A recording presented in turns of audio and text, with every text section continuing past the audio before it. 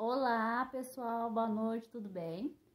Eu vou mostrar para vocês aqui uma gravação bem rapidinho sobre os gráficos do movimento uniforme retilíneo. O que a gente tem aqui, ó? A gente tem esse primeiro gráfico aqui, ó.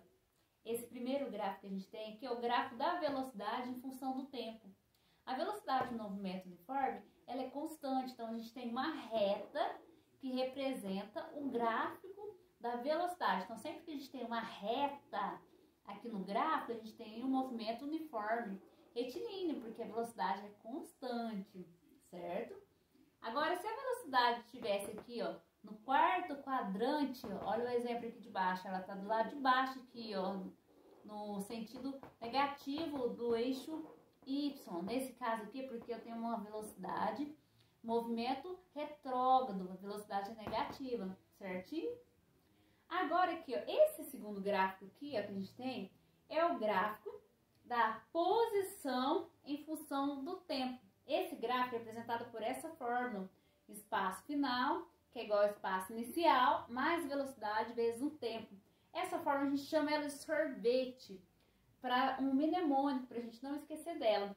Essa fórmula, se vocês olhar, ela é, na verdade, nada mais é do que uma função de primeiro grau, tá lembrado, ó?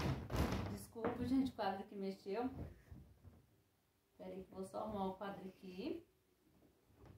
Isso. Uma função de primeiro grau, que é y, que é igual a b mais a vezes x. Lembra que a função de primeiro grau tem esse formato?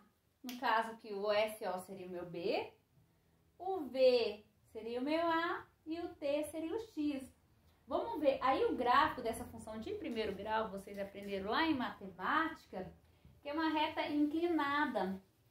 Então, o gráfico vai representar a posição em função do tempo, do meu movimento uniforme, é uma reta inclinada. Então, quando eu tenho uma reta inclinada, um gráfico nesse formato, uma reta inclinada, eu tenho um gráfico que representa o movimento uniforme, que tem velocidade constante. Da onde que minha reta estiver saindo, é a minha posição inicial. Nesse caso, desse primeiro exemplo, minha reta está saindo do zero. Então, minha posição inicial vale zero. Já no gráfico de baixo, esse exemplo que eu dei, o gráfico está saindo do 1, né? Do eixo Y aqui está saindo do 1. Então, nesse caso aqui, a posição inicial dele é 1 metro, que eu estou considerando o espaço como metro. E embaixo aqui é o tempo, ó. Esse móvel meu, ele saiu da posição 1, posição inicial 1, e ele gastou 5 segundos para chegar na posição final. Vamos dar um exemplo? Como que a gente utilizaria esse gráfico aqui, ó, para a gente descobrir a posição final? Vamos supor que o meu objeto, o meu móvel, se deslocou com velocidade de 2 metros por segundo.